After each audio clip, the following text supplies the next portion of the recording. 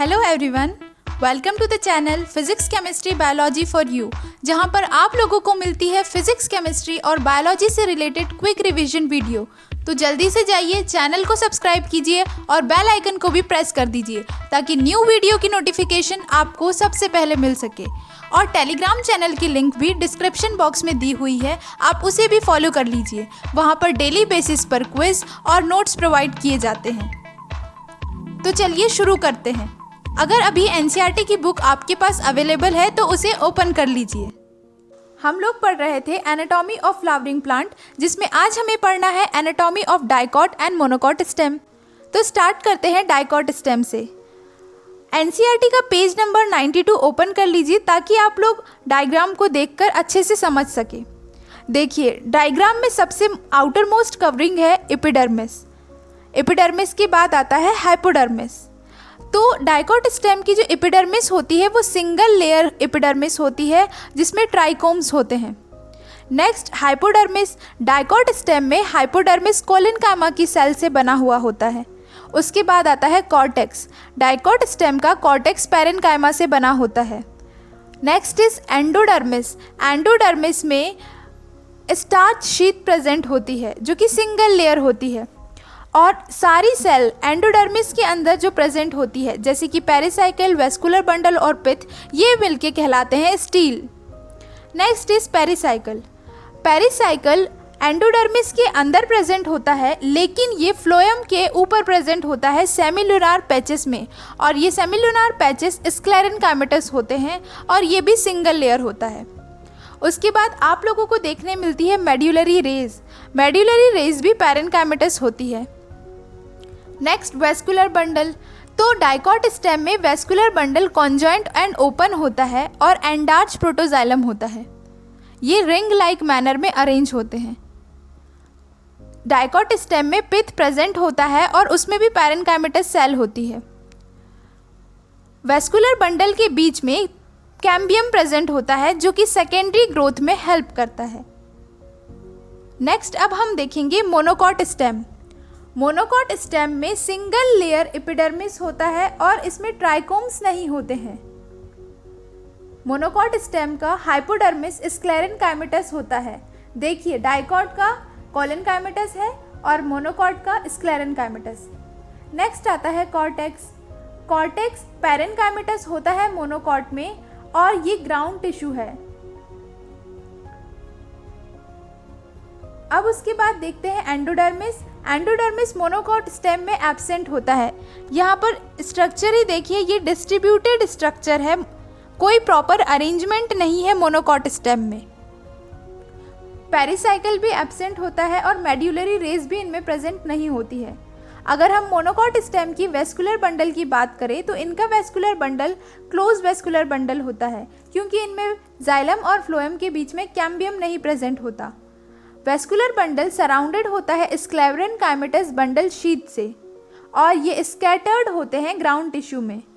Peripheral vascular bundle smaller होते हैं और centrally located vascular bundle large होते हैं, जैसे कि फिगर नंबर 6.7 बी में आप लोगों को देखने को मिल रहा है। पिथ इसमें एब्सेंट होती है, कैम्बियम भी एब्सेंट होता है और सेकेंडरी ग्रोथ मोनोकॉट स्टेम में नहीं देखी जाती। यहाँ पर हम लोगों ने कंप्लीट किया है anatomy of stems. Next anatomy of leaf. Anatomy of dicot leaf. जब हम वर्टिकल सेक्शन डाइकॉट लीफ का देखते हैं तो उसमें हमें 3 पार्ट्स देखने को मिलते हैं: epidermis, mesophyll and vascular system. Epidermis upper surface और लोअर सरफेस को कवर करता है। अपर सरफेस पे जो एपिडर्मिस प्रेजेंट होती है उसे हम एडेक्सियल एपिडर्मिस बोलते हैं और लोअर सरफेस पे जो एपिडर्मिस प्रेजेंट होती है उसे हम एबैक्सियल एपिडर्मिस बोलते हैं। लीफ की सरफेस पर क्यूटिकल भी प्रेजेंट होता है। एबैक्सियल एपिडर्मिस जनरली ज़्यादा स्टोमेटा बियर करती है as compare to adaxial epidermis, मतलब लोअर सरफेस पे ज़्यादा स्टोमेटा प्रेजेंट होते हैं। अपर सरफेस पे तो कभी कभी स्टोमेटा प्रेजेंट नहीं भी होते हैं। मेसोफिल सेल प्रेजेंट होती है, मेसोफिल टिश्यू प्रेजेंट होती है अपर एपिडर्मिस और लोअर एपिडर्मिस के बीच में, जो क्लोरोप्लास्ट पजेस करती है और फोटोसिंथेसिस की प्रोसेस को कैरी आउट करती है। मेसोफिल टिश्यू बनी होती है पैरेन्काइमेटस सेल से और ये पैरेन्काइमेटस सेल 2 तरह के होते हैं। पहला होता है पैलिसेड पैरेन्काइमा, दूसरा होता है spongy parenchyma. Adaxially placed palisade parenchyma मतलब अपर सरफेस पे जो पैलिसेड पैरेन्काइमा प्रेजेंट है वो इलोंगेटेड सेल से बना है जो वर्टिकली और पैरेलल अरेंज है। ओवल और राउंड शेप के जो लूजली अरेंज स्पॉन्जी पैरेन्काइमा होते हैं वो सिचुएटेड होते हैं पैलिसेड पैरेन्काइमा के नीचे और जो लोअर एपिडर्मिस तक एक्सटेंड करते हैं। स्पॉन्जी पैरेन्काइमा में बहुत ज़्यादा स्पेस प्रेजेंट होता है और एयर कैविटी भी प्रेजेंट होती है। नेक्स्ट है vascular system. Vascular system vascular bundle से मिलकर बना होता है जो हमें वेन्स और मिडरिप के फॉर्म में देखने को मिलता है। वेस्कुलर बंडल का जो साइज है वो डिपेंड करता है वेन के साइज पे। वेन यहाँ पर थिकनेस में वेरी करती है क्योंकि डाइकॉट लीफ में रेटिकुलेट वेनेशन देखने को मिलता है। वेस्कुलर बंडल शीथ की लेयर से सराउंड होती है जो कि एक थिक वॉल्ड लेयर है। नेक्स्ट है मोनोकॉट लीफ। मोनोकॉट लीफ की एनाटॉमी ऑलमोस्ट सिमिलर है डाइकॉट लीफ की तरह, पर कुछ वे में ये डिफरेंट भी है। तो अब हम देखते हैं कि कैसे ये डिफरेंट है। इसमें स्टोमेटा दोनों ही सरफेस पर इक्वली प्रेजेंट होते हैं और मोनोकॉट लीफ में मीजोफिल सेल डिफरेंशिएट नहीं होती है पैलिसेड और स्पॉन्जी पैरेन्काइमा में।